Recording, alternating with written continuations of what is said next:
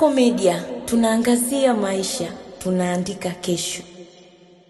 Ndugu vijana, nirudie tena kwa niaba ya Mheshimiwa Dr. Samia Suluhu Hassan niwaambie tu kwamba nyie vijana wa Tanzania ndio nguzo muhimu ya maendeleo katika taifa hili.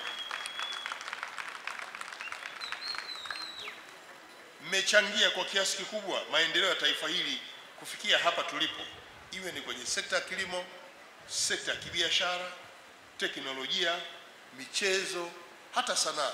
Ni vijana ndio mnafanya kazi hizi. Hongera sana, jipigieni makofi wote. Lakini pia katika nyanja za ubunifu, nyie mmekuwa mstari wa mbele na ndio vinara wa matumizi ya teknolojia mpya na majukwaa ya kidijitali kwa wakati huu, ikiwemo na akili mnemba na mifumo ya mawasiliano ya kisasa. Vijana mmeweza kuifanyia hata biashara kwa ajili ya kuimarisha mawasiliano ndani yetu. Kwa hiyo michango yenu imekuwa kichocheo cha mabadiliko chanya katika jamii na uchumi wa taifa hili. Kwa kuzingatia nafasi yenu katika jamii, ni wasihi tena vijana wote muendelee kushirikiana, vijana na vijana. Leo mmekuja hapa kutoka kote nchini.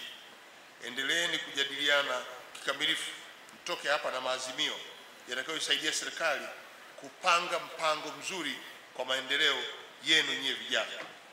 Tushirikiane kuhakikisha kwamba fursa zote zinazotolewa na serikali hii zinawafikia vijana ipasavyo. Ushiriki wa miradi ya maendeleo, vijana ndio muwe namba moja, na kila mmoja wenu awe ni sehemu ya mchango wa maendeleo ya taifa hili ili kujenga taifa lililo imara na taifa lenye maendeleo.